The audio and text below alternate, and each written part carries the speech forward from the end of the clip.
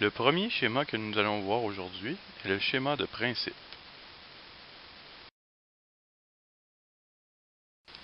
Le schéma de principe est l'étape qui va suivre le croquis. Ce schéma va servir à expliquer le fonctionnement détaillé de l'objet et ce, de façon graphique.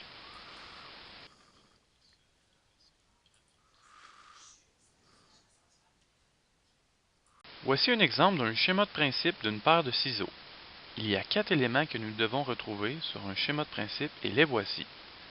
À noter que l'étoile orange n'est pas obligatoire. Elle indique la force de cisaillement d'une paire de ciseaux.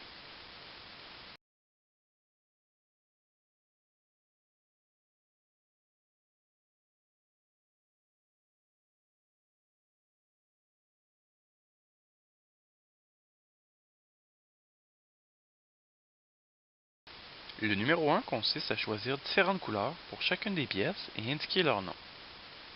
Le numéro 2, il faut inscrire les forces en jeu à l'aide de flèches. Pour le numéro 3, il faut inscrire les guidages et les liaisons utiles à la compréhension du fonctionnement de l'objet et des nommés. Sur cet exemple, le guidage est représenté par le point orange. Et ensuite, le numéro 4, il faut inscrire les mouvements en jeu, toujours à l'aide de flèches. Ici, nous avons un autre exemple d'un objet technique représenté par un schéma de principe. Il s'agit d'un batteur à œufs. On peut voir que les 4 éléments, vus dans la diaporama précédente, sont bien présents, soit la couleur, les pièces, les liaisons, et également les mouvements et les forces.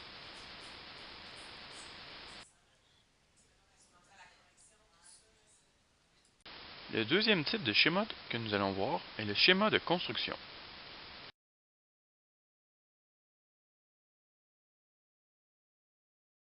Le schéma de construction va suivre le schéma de principe.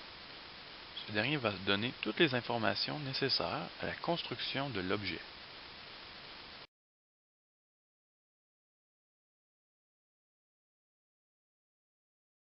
Si on garde toujours le même exemple de la paire de ciseaux, on voit que le schéma de construction est bien différent du schéma de principe.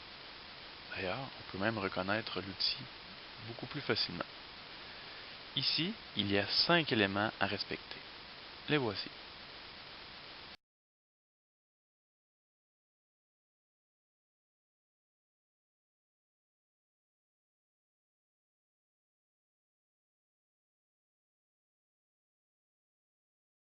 Alors, dans cet exemple, au numéro 1, il est important d'écrire le nom des pièces.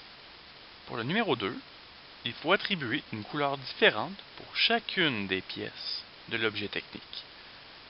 Au numéro 3, il faut indiquer les organes de guidage à l'aide des symboles d'ingénierie que je vais d'ailleurs vous présenter un peu plus tard.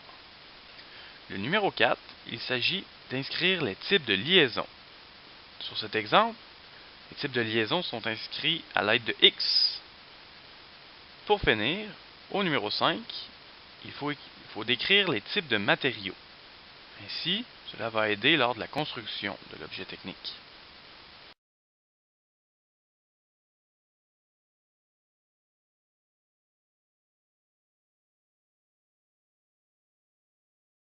Alors voici les fameux symboles d'ingénierie dont je vous parlais auparavant.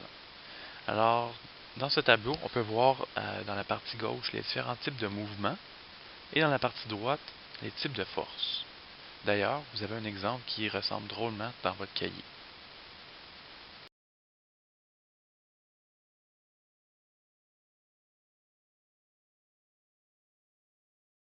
Voici d'autres exemples de symboles d'ingénierie que vous pourriez utiliser lors de votre création de votre schéma de construction.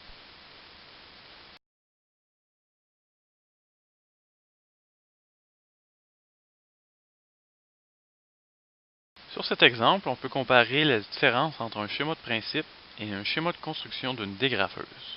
On peut voir qu'il y a certains points communs, mais qu'en général, les deux sont très différents.